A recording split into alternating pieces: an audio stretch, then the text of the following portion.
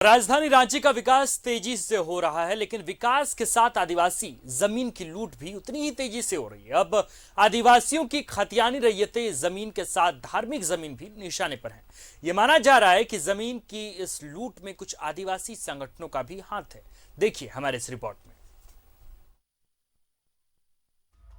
आदिवासियों की एकमात्र संपत्ति उनकी जमीन ही है, जिसकी रक्षा करने के लिए यहाँ सुरक्षा कवच के रूप में CNT-SPT एक्ट कानून लागू है। बावजूद इसके आदिवासियों की खतियान, रैयत और सामाजिक धार्मिक जमीन पर अवैध कब्जा धड़ल्ले से जारी है।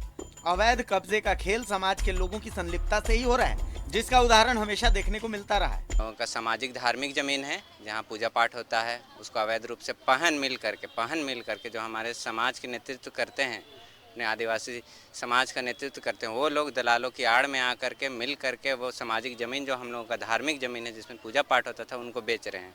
तो हम लोगों ने काफ़ी इसका शिकायत किया कि चाहे वो आदिवासी की पहनाई जमीन हो, धार्मिक जमीन हो, इसमें कहीं ना कहीं किसी न किसी रीति से अपने लोगों का भी हाथ रहा है, जिसके कारण आज जमीन जो भू माफिया है वो इतना सक्रिय हो गए हैं कि आकर के हमारे उस धार्मिक स्थल को भी आकर के कब्जे पे ले लेते हैं। आदिवासियों की सामाजिक धार्मिक जमीन किसी व्यक्ति विशेष की नहीं होती, बावजूद इसके इस नेचर के जमीन का स्थानांतरण बड़ी तेजी से हो रहा है, जिसके खिलाफ कार्रवाई करने के लिए कई आदिवासी सामाजिक संगठन एक मंच पर आ रहे हैं।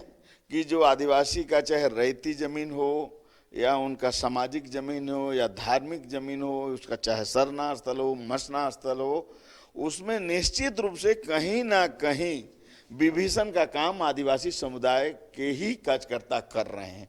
तो हम लोग वैसे कार्यकर्ता को हम लोग चिन्हित कर रहे हैं और समाज से वैसे लोगों को भी हम लोग दंडित करेंगे। यहाँ भू माफियाओं का मनोबल इतना बढ़ गया है कि नियम कानून को ताक पर रखकर सामाजिक धार्मिक जमीन पर अवैध कब्जे का खेल धड़ल्ले से जारी है।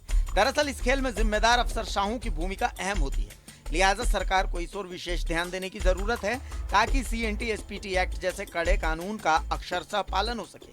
न्यूज़ 11 भारत के लिए रांची से दीपक उरांव की रिपोर्ट।